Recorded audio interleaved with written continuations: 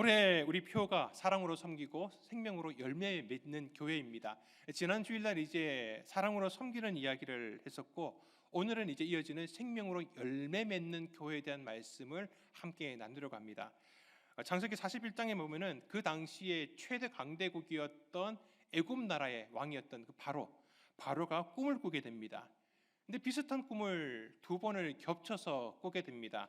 첫 번째 꿈은 소들이 나오는 꿈이고, 두 번째는 이삭들이 벼 이삭이든지 밀 이삭이든지 그렇습니다. 그런 이삭이 나오는 꿈을 꾸게 됩니다. 우리 한번 창세기 41장 1절부터 7절에 있는 말씀들을 한번 읽어보도록 하겠습니다. 만 2년 후에 바로가 꿈을 꾼즉 자기가 나일 강가에 서 있는데 보니 아름답고 살진 7 암소가 강가에서 올라와 갈밭에서 뜯어먹고, 그 뒤에 또 흉하고 파리한 다른 7 암소가 나일 강가에서 올라와 그 소와 함께 나일 강가에 서 있더니 그 흉하고 파리한 소가 그 아름답고 살진 7 소를 먹은지라. 바로가 곧 깨었다가 다시 잠이 들어 꿈을 꾸니 한 줄기에 무성하고 충실한 7 이삭이 나오고, 그 후에 또 가늘고 동풍에 마른 7 이삭이 나오더니 그 가는 7 이삭이 무성하고 충실한 7 이삭을 삼킨지라. 바로가 깬즉 꿈이라. 아멘. 참 희한한 꿈입니다. 그리고 너무나 선명하고 분명한 꿈입니다. 근데 문제는 이 꿈을 명쾌하게 해몽해 주는 사람이 없습니다. 뭔가 의미가 있을 것처럼 보이지 않습니까? 우리도 그렇습니다. 꿈을 꾸다가 보면은 뭔가 찝찝하기도 하고 너무 좋은 꿈 같기도 하고 그런 꿈을 꿀 때가 많습니다. 깨어나면은 이게 무슨 흉몽인지 아니면 길몽인지 막 헷갈려 하면서 어떻게든지 그걸 갖다가 알아보려고 막 백방으로 알아보죠. 저도 언젠가 꿈을 꾼 적이 있는데 너무 선명하게 꿈을 꿨습니다. 이렇게 그냥 가고 있는데 갑자기 뭐 어두운 게 어슬렁어슬렁 오더라고요. 보니까 막 엄청나게 덩치가 큰 호랑이입니다. 호랑이가 오더니만 제 다리를 물어버리는 겁니다. 근데 제가 깼어요. 거의 비명을 지르면서 깼습니다. 와! 그러면서 깼습니다. 근데 깨고 나니까 여기가 옥신옥신한 거예요. 여기가. 여러분들이라면 어떻게 하시겠습니까? 제가 당장 핸드폰을 꺼내가지고 모든 검색어에서 호랑이 꿈, 다리 물렸을 때 꿈 다 검색해봤습니다. 흉몽이 아니더라고요. 길몽이더라고요. 죄송합니다. 제가 목사인데도 불구하고 그날 로또를 샀습니다. 하나님께서 혹시 그쪽으로 주실지 어느 쪽으로 주실지 모르지 않습니까? 아무것도 몰라가지고 아내 몰래 로또를 샀습니다. 하나에 하나에 1,000원씩이더라고요. 이렇게 해서 5개를 해서 5,000원을 썼습니다. 거금 5,000원을 썼습니다. 여러분 어떻게 됐겠습니까? 아시네요. 개꿈이더라고요. 호랑이든 뭐 바리문과 아무 상관이 없습니다. 그냥 개꿈이더라고요. 그냥 혼자 좋다가 말았습니다. 아무것도 없고 그냥 꾸지를 말지. 괜히 꾸지를 말지 그 꿈 꿨다가 괜히 좋다가 말았더라고요.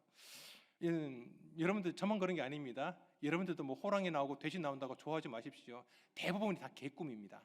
아무 일도 일어나지 않습니다. 그냥 그거랑 상관없이 좋은 일이 일어날지는 모르겠지만은 꿈하고는 아무 상관이 없습니다. 자, 그런데 이 바로가 이거 꿈을 꿨으니까 얼마나 이게 마음 가운데 이렇게 저렇게 걸렸겠습니까? 근데 문제는 꿈을 해몽해 주는 사람이 없습니다. 우리 창세기 41장 8절 말씀 같이 읽겠습니다. 아침에 그의 마음이 번민하여 사람을 보내어 애굽의 점술가와 현인들을 모두 불러 그들에게 그의 꿈을 말하였으나 그것을 바로에게 해석하는 자가 없었더라. 아멘. 근데 저는 이 말씀에서 좀 의문점이 생겼습니다. 정말 없었을까? 정말 몰랐을까? 일반인도 아니고 꿈 해몽에 있어서 탁월한 지식이 있는 사람들입니다. 뭐 이런 꿈만 아니라 다른 꿈들도 평소에 많이 해몽해 줬을 겁니다. 그리고 그런 사람이 한두 사람도 아니고 꽤 적지 않은 사람이 바로 주변에 있었을 것입니다. 그런데 저는 이 꿈을 정말 그 사람들이 해몽하지 못했을까? 그런 의문이 생긴 게, 왜냐하면은 이 꿈을 자세히 보다가 보면은 분석을 하면은 은연중에 그리고 어느 정도는 짐작할 수 있는 꿈 내용입니다. 이 꿈 소재가 나오는 게 소가 나오고 또 밀이삭이나 벼이삭이 나오지 않습니까? 두 개가 비슷한 꿈이라고 친다면은 이게 공통적으로 우리가 생각할 수 있는 게 이 농사라고 하는 것. 그 당시에 뭐 애굽도 마찬가지지만은 대부분의 먹을 음식들을 이렇게 농사를 통해서 가져오니까 이 소 이삭에 대한 꿈을 꿨으니까 이건 당연히 농사와 관련된 것이고, 또 7마리 나오고 7이삭이 나오니까 이건 뭔가 숫자가 뭔가 뭐 연관되어 있을 거라는 생각이 들지 않겠습니까? 해몽가라면은 이게 어떤 횟수 7년을 가리킨다라고 하는 것도 충분히 짐작할 수 있을 겁니다. 근데 거기에 대해서 이게 너무 극단적입니다. 소도 그냥 소가 아니라 정말 살찐 암소 7이고 또 한쪽은 너무 파리하고 말랐고 흉한 그런 7암소가 나타납니다. 이건 너무 극단적으로 구분되는 걸 가지고서 이거는 풍년이겠구나, 흉년이겠구나. 근데 너무 극단적으로 가니까 이건 대풍년이겠구나, 대흉년이겠구나. 이게 짐작할 수 있지 않겠습니까? 그리고 또 이어지는 게 이 흉하고 파리한 소가 살찐 소를 잡아먹어버립니다. 이게 더 강력하다라는 거죠. 자, 이런 것들을 해석들을 조합을 하고 보면은 이게 7년 동안 대풍년이 일어나고 또 이어서 7년 동안 대흉년이 일어나는데 이 대흉년이 너무 극심해서 이 풍년을 잡아버리고 먹어버리겠구나. 이런 거는 일반인 저도 충분히 생각할 수 있을 것 같더라고요. 그렇게 생각을 하고 보니까 저는 그런 생각도 들더라고요. 내가 그 시절에 태어났어야 되는데, 내가 그 시절에 태어났으면 내가 바로 앞에 가가지고 꿈 해명해주고 내가 총리할 수 있었을 것인데, 요셉이 그때 태어나는 바람에, 요셉이 그 앞에 가는 바람에 그런 생각도 좀 들더라고요. 여러분들도 그러지 않습니까? 이 정도 이렇게 설명하고 나니까 그 정도는 설명할 수 있겠잖아요. 이 정도는 해몽할 수 있는 수준인 것 같습니다. 자, 그런데 일반인 사람들도 그 정도의 해몽이 가능하다고 하면은 해몽에 있어서 달인들입니다. 뭐 관상이나 뭐 손금뿐만 아니라 꿈에 대해서는 달인들입니다. 이거 해몽 못했을까요? 근데 이렇게 생각할 수도 있습니다. 하나님께서 그때의 그 꿈 해몽을 위해서 요셉을 드러나게 하시기 위해서 다른 모든 사람들의 지혜를 닫아버리셨을, 하나님이 의도적으로 그들이 가지고 있었던 지식과 지혜를 닫아버리셨을 수도 있습니다. 근데 그러기에는 이 꿈의 내용이 너무 명확하게 무엇을 가르치는지 보여주고 있습니다. 그래서 저는 이런 생각을 해봤습니다. 못한 게 아니라 안 한 게 아닐까, 안 한 게 아닐까라는 생각을 해보게 되었습니다. 만일 점순가 한 명이 이 꿈을 요셉이 했던 것처럼 정확하게 해석을 해줬다라고 칩시다. 요셉이 해몽하는 말씀을 보면, 이렇게 해명하고 있는 말을 보면은 이렇게 얘기를 합니다. 우리 창세기 41장 29절에서 31절 말씀입니다. 같이 읽도록 하겠습니다. 온 애굽 땅에 7해 큰 풍년이 있겠고 후에 7해 흉년이 들므로 애굽 땅에 있던 풍년을 다 잊어버리게 되고 이 땅이 그 기근으로 망하리니 후에든 그 흉년이 너무 심함으로 이전 풍년을 이 땅에서 기억하지 못하게 되리이다. 이게 요셉이 해몽한 내용입니다. 자, 어떤 한 점술가가 이렇게 요셉 이 왕 앞에서 얘기를 했다고 칩시다. 왕이시여, 바로시여, 이제 앞으로 우리나라 가운데 7년 동안은 대풍년이 될 것이고 7년 동안에는 대흉년이 일어나게 될 것입니다. 그런데 이 대흉년이 너무 강해서 너무 심하기 때문에 이 풍년의 어떤 혜택은 다 잊어버리고 오히려 우리는 그 흉년 때문에 다 굶어 죽게 될 겁니다. 그리고 이 나라가 망하게 될 것입니다. 자, 이렇게 바로 앞에서 꿈을 해몽해 주었을 때 바로가 야, 너 정말 똑똑하다. 너 해몽 듣고 보니까 그 말이 맞구나. 야, 너 총리해라. 여러분들 이렇게 얘기하겠습니까? 왕 앞에서 지금 무슨 얘기를 한 겁니까? 우리나라가 망할 거라고. 바로뿐만 아니라 이 나라 모든 백성들이 다 굶어 죽게 될 것이라고 왕 앞에서 얘기를 하면은 총리 자리는 고사하고 자기의 목숨도 장담할 수가 없습니다. 그냥 그 자리에서 바로가 야, 어떻게 그렇게 불길한 얘기를 할 수 있냐라고 모가지를 날려버릴 수도 있다라는 겁니다. 그래서 저는 이런 생각을 해봤습니다. 이 사람들은 자기 목숨을 위해서, 이럴 수도 있습니다. 꿈을 자체를 정말 해몽하지 못한 사람들도 있을 것이지만은 제 생각으로는 제가 이 모든 분들을 보고 해몽하지 않았다라는 이 말씀을 근거로 해서 보이는 거는 자기 목숨 살려고, 자기 생명을 건지려고 왕 앞에서, 바로 앞에서 정확하게 해몽하지 않은 것이 오히려 더 맞지 않은가라는 그런 생각을 해보게 됩니다.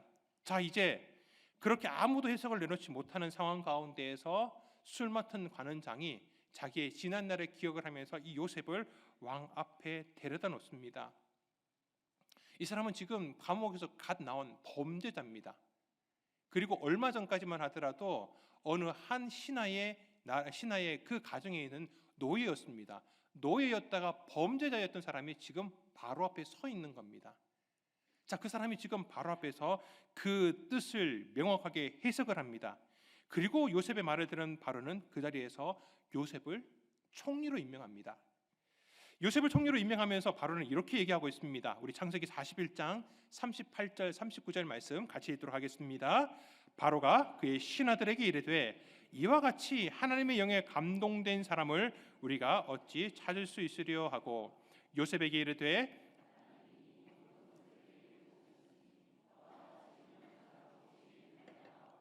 아멘. 너와 같이 명철하고 지혜 있는 자가 없도다. 너 같은 사람이 없다라는 겁니다. 너같이 하나님의 영에 감동된 사람이 없다라고 지금 바로는 그 앞에서 감탄하고 감복하면서 그를 총리로 지금 세우려고 하고 있습니다. 왜 그러냐? 요셉은 꿈을 그냥 정확하게 해몽하는 데서 그치지 않았습니다.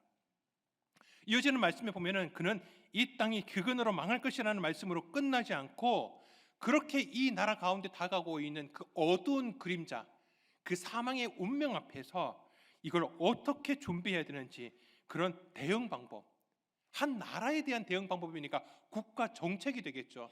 그걸 바로에게 간언을 하고 있습니다. 우리 창세기 41장 34절 35절 말씀 같이 읽겠습니다. 바로께서는 또 이같이 행하사 나라 안에 감독관들을 두어 그 7해 풍년에 애굽 땅의 5분의 1을 거두되 그들로 장차 올 풍년의 모든 곡물을 거두고 그 곡물을 바로의 손에 돌려 양식을 위하여 각 성읍에 쌓아두게 하소서. 아멘. 풍년의 시기를 잘 운영하면 된다라는 겁니다. 그렇게 흉년을 대비할 수 있다라는 겁니다. 이 성경에 두 절에 걸쳐서 짧게 기록되어 있지만은 짐작할 수 있는 것은 그렇게 중요한 내용들이 이렇게 짧게 얘기하지 않았을 겁니다. 충분히 그에게 얘기를 할 때에는 이 나라, 애굽 나라와 관련되는 모든 상황에 맞게 바로에게 이 상황을, 이 정책을 얘기했을 것입니다. 그리고 이어지는 41장 36절 말씀 같이 읽도록 하겠습니다. 이와 같이 그 곡물을 이 땅에 저장하여 애굽 땅에 임할 7해 흉년에 대비하시면 땅이 이 흉년으로 말미암아 망하지 아니하리이다. 아멘. 꿈을 해몽할 때는 망할 것이다라고 꿈을 해몽합니다. 그러니까 그 나라에 있었던 점술가나 현인들이 와가지고 그 꿈을 해몽할 때는 망할 것이라는 얘기에서 이 이야기가 끝나게 됩니다. 그런데 이 노예였다가 범죄자인 모습 가운데서 나온 이 요셉이라는 이 한 청년은 바로 앞에 나가서 망할 것이다라는 얘기로 끝나지 아니하고 망하지 아니할 것입니다. 살 수 있습니다. 우리가 생명을 지킬 수 있습니다라고 그렇게 말을 하고 있는 것입니다. 바로도 이 꿈이 흉한 꿈이라는 것들을 충분히 짐작할 수 있었을 것입니다. 그는 그 나라 가운데 자기가 통치하고 있는 이 나라가 지금 어두운 사망의 그림자 가운데 들어가고 있다는 것들을 충분히 이 꿈을 꾸고 난 다음에 어렴풋이 짐작하고 예상하고 있었을 것입니다. 그렇기 때문에 누군가 이 자리 앞에 나와서 그렇게 자기가 짐작하고 있는 대로 그렇게 망할 것이라고 얘기하는 것들을 기대하지 않았을 것입니다. 요셉 같은 사람, 이렇게 바로 앞에 나와서 이렇게 얘기하는, 이제 우리는 죽지 않을 것입니다. 죽지 않을 것입니다. 우리는 살 수 있습니다. 모든 백성의 생명을 보존할 수 있을 것입니다. 이렇게 얘기하는 이 청년 앞에서 바로는 감탄할 수밖에 없었습니다. 그리고 그가 구체적으로 그렇게 얘기하는 것을 보면서 가능할 것이라고 하는 것, 살 수 있을 것이라고 하는 희망을 보게 된 것입니다. 그렇게 바로는 요셉을 향하여서 하나님이 이 모든 것을 내게 보이셨다라고, 이건 요셉의 고백이 아닙니다. 요셉의 그 모든 말을 들은 바로가 고백하고 있는 겁니다. 하나님께서 내게 모든 것을 보이셨고 하나님의 영이 너에게 있고 그리고 하나님이 주시는 지혜와 명철이 있는 사람이구나라고 그렇게 바로가 그 요셉을 감탄하고 감격하며 바로 그렇게 요셉을 총리로 세운 겁니다. 왜냐? 그는 사망의 리더십이 아니라 생명의 리더십을 가진 그런 사람이었기 때문에 그렇습니다. 자, 우리 잠언 3장 18절 말씀입니다. 같이 읽도록 하겠습니다. 지혜는 그 얻은 자에게 생명나무라. 지혜를 가진 자는 복되도다. 아멘. 하나님께서 주시는 지혜는 생명나무라고 합니다. 하나님의 지혜를 베푸는 곳에는 생명의 역사가 나타난다라고 하는 겁니다. 생명의 열매가 있다라는 것입니다. 사랑하는 성도 여러분, 나는 어떤 사람입니까? 여러분들은 어떤 사람입니까? 사람을 살리는 사람입니까? 아니면 오히려 사람을 죽이고 있는 사람입니까? 내가 사람들에게 가서 그 사람과 얘기하고 함께 동행하고 이런저런 일들을 할 때에 그 사람이 생명 가운데 가까이 오고 있습니까? 예배의 자리 가운데, 말씀 가운데, 하나님을 섬기는 봉사의 자리 가운데 가까이 나오고 있습니까?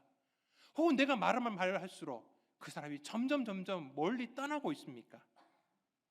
우리의 말과 행동을 통해서 그것을 보고 있는 모든 사람들이 이 바로가 요셉을 바라보고 있는 눈빛처럼, 바로가 요셉을 바라보면서 하나님이 내게 모든 것을 보이셨고 하나님의 신이, 하나님의 영이, 성령이 너에게 있구나라고 하는 감탄이 있는, 그렇게 생명의 역사가 나타나고 있는 우리 모든 성도님들 될 수 있기를 소망합니다. 1997년 12월 달입니다. 참 이때를 잊지를 못하실 겁니다. 바로 IMF가 터진 때입니다. 그리고 그 다음 해인 1998년, 그때가 바로 제가 대학교 4학년 때입니다. 이 방학 동안에 이 IMF가 터지고 이제 그 다음 해에 1학기가 시작되면서 저희끼리 모여가지고 참 많은 이야기를 했습니다. 거의 뭐 이런저런 정부를 비판하고 욕을 하고, 또 제가 이제 학부 때 전공한 게 경제학이다 보니까 더 그런 내용들에 대해서 민감했습니다. 야, 이제 앞으로 어떻게 해야 되냐고, 이제 4학년이어서 취직을 준비해야 되고 이런저런 일들을 지금 준비해야 되는 상황인데 이 경제적인 위기 가운데 도대체 어디를 갈 수 있겠냐고, 무엇을 할 수 있냐고 참 많이 원망하고 실망하고 우리들의 아버지들을 향해서 비난을 멈추지 않았습니다. 그렇게 이제 4학년 1학기에 전공 필수 과목의 한 수업의 첫 시간이었습니다. 보통 수업의 첫 시간은 오리엔테이션이라고 해가지고 뭐 과목 소개하고 과제가 어떻게 되고 수업이 어떻게 진행되고 이런 이야기들로 거의 보냅니다. 간혹 그 시간마저도 모든 시간을 수업으로 꽉 채우시는 이런 교수님도 계시기는 하지만은, 네, 그 수업을 가르치시는 교수님께서 탁 들어오시더니, 보통 들어오시면은 학생들하고 먼저 인사하고 나서 수업을 시작하지 않습니까? 그런데 이제 들어오시는 교수님을 향하여서 학생들은 안녕하세요라고 인사를 하긴 하는데 교수님은 거기에 듣는 둥 마는 둥 가져오신 것들을 탁 교탁에 두시더니만은 바로 돌아서 가지고 분필을 들고 칠판에다가 크다는 글씨로 이렇게 쓰시더라고요. 한국 경제 빼앗긴 데라도 봄은 오는가. 이제 이상화 시인의 빼앗긴 데라도 봄은 오는가, 그 19절을 가지고서 이렇게 시작을 하신 거죠. 그러면서 첫 번째 하셨던 그 한마디가 저는 잊지를 못합니다. 무슨 말을 하시냐면은, 경제를 전공하는 학자로서 이 위기가 터지기 전에는 그 위험을 경고하고 대비해야 한다고 말해야 되지만은, 이제 이 위기가 터지고 나서는 절망하고 있는 이들을 향하여서 희망을 얘기할 수 있어야 하는 것이 바로 경제학자로서 당연한 도리라고, 그러면서 오늘은 그 희망을 얘기하려고 한다라고 그러시면서요, 우리가 희망을 바라볼 수 있는 이유에 대해서, 희망을 볼 수 있는 5가지의 근거들을 하나하나씩 얘기를 하시더라고요. 이 IMF가 참 힘들기는 할 수 있지만은 이것이 위기가 아니라 기회가 될 수 있다는 겁니다. 한국 경제의 고질적인 그러한 체질을 바꿀 수 있는 기회가 될 수 있다라고 그렇게 설명을 하시는 겁니다. 이 학생들이 아무도 딴짓하지 않고 교수님을 쳐다봅니다. 그리고 한마디도 놓치지 않고 막 다 기록을 하면서. 근데 저는 그렇게 교수님이 얘기할 때마다 갑자기 아멘이 나오더라고요. 이 대지 5가지 이유니까 1대지, 2대지, 3대지 넘어가지 않습니까? 그렇게 얘기할 때마다 그냥 아무 생각 없이 아멘이 나오더라고요. 그렇게 얘기를 다 설명을 하고 나서 교수님께서 마지막 결론으로 이 4학년에 취업을 앞두고 고민하고 있는 우리 학생들을 향하여서 이제 학생들이 희망을 가지라고, 포기하지 말라고, 반드시 희망의 때는 오는 것이라고, 빼앗긴 들의 봄은 옵니다라고 하고서 탁 나가시더라고요. 그 교수님의 뒷모습이 어찌나 멋진지 너무 멋있더라고요. 학생들이 다 기립해서 박수를 쳐드렸습니다. 그리고 몇 년이 지나지 않아서 정말 그 교수님이 얘기하셨던 5가지 가운데 하나도 빠지지 않고 그대로 한국 경제 가운데 이루어지더라고요. 정말 놀랐습니다. 그리고 몇 해 뒤에 이 교수님께서는 우리나라의 산자부 장관까지 되시더라고요. 그때 제 마음 가운데 생겨난 꿈이 하나가 있었습니다. 나도 저 교수님처럼 사람들에게 희망을 주는 사람이 되어야 되겠다. 제가 그때 이제 경제학을 전공하고 있었으니까 저는 그래서 경제학을 가지고서 대학원을 가고 석사, 박사, 또 하나님께서 또 기회를 열어주시면 유학도 갔다 오고 그렇게 해볼 계획을 가지고서 대학원을 준비하려고 그렇게 생각했습니다. 마음 가운데 신학에 대한 마음이 없었던 건 아니지만은 너무 그 교수님이 멋져가지고 그 길로 가려고 제가 했는데, 또 하나님께서는 또 하나님의 길이 있으셔가지고 이렇게 또 인도를 하시더라고요.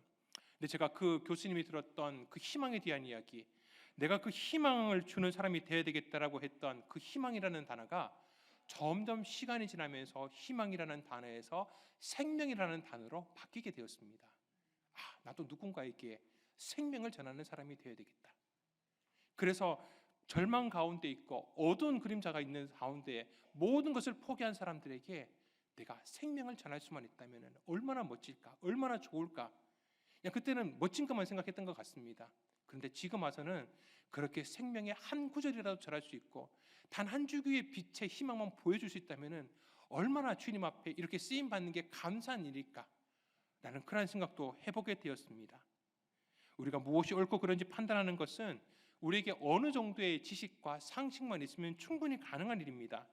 그렇지만 생명을 나타내고 생명을 전하는 것은 쉽지 않습니다.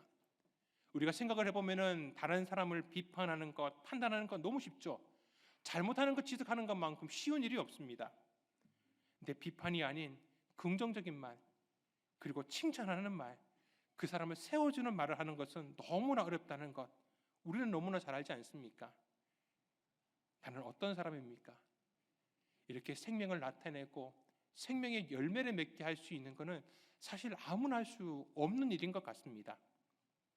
자, 오늘 우리가 읽은 본문 말씀 같이 읽도록 하겠습니다. 우리 요한일서 5장 12절 말씀 같이 읽도록 하겠습니다. 아들이 있는 자에게는 생명이 있고 하나님의 아들이 없는 자에게는 생명이 없느니라. 아멘. 아들이 있는 자 누굽니까? 예수 그리스도가 있는 자, 그의 마음 가운데 하나님의 아들 예수 그리스도가 있는 자는 생명이 있다라고 그렇게 말씀하고 있습니다. 사랑하는 성도님들, 우리는 모두 하나님의 아들 예수 그리스도를 믿음으로 말미암아 그분을 우리 가운데 소유한 그러한 믿음의 백성인 줄 믿습니다. 아멘이십니까? 그렇다면 우리는 이미 생명을 소유하고 있는 사람입니다. 생명을 소유하고 있는 것입니다.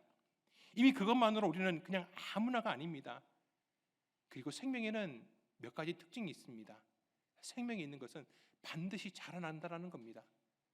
우리가 보도블록 사이에 그 틈 가운데에 풀들이 오면 참 신기하지 않습니까?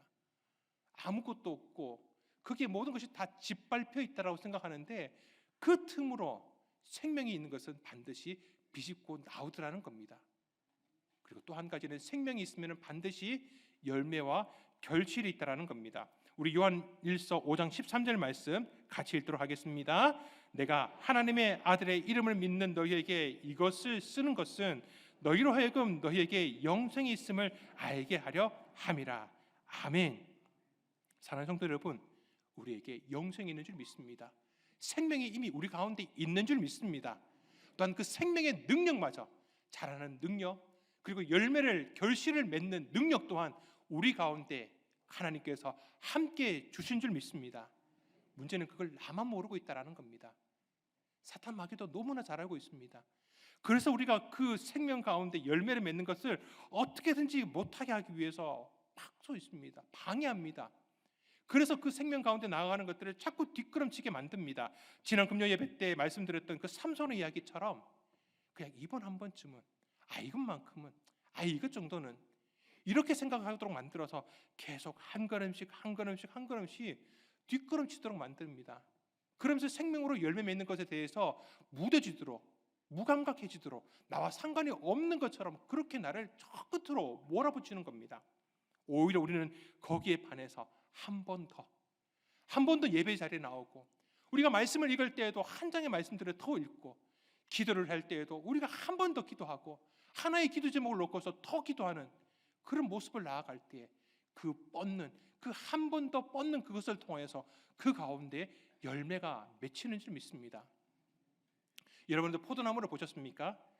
가을이 여름 늦음이 되면서 이 포도나무에 맺혀 있는 포도나무의 그 포도를 다 따고 나면은 그 다음이 하는 일이 그 가지들을 다 잘라버립니다.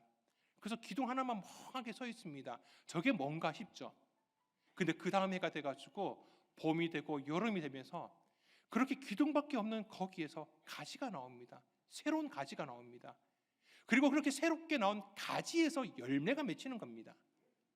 사랑하는 성도 여러분, 우리가 한 번 더 예배를 드리고 한 번 더 기도하고 한 번 더 말씀 가운데 집중하고 또 한 가지에서 사역 가운데 더 섬기고 더 사랑으로 섬기는 모습을 나타낼 때 그 한 번 더 내딛는 그 발걸음, 한 번 더 내딛는 그 뻗게 되는 그 가지를 통하여서 생명의 열매가 우리 가운데 맺혀지는 줄 믿습니다.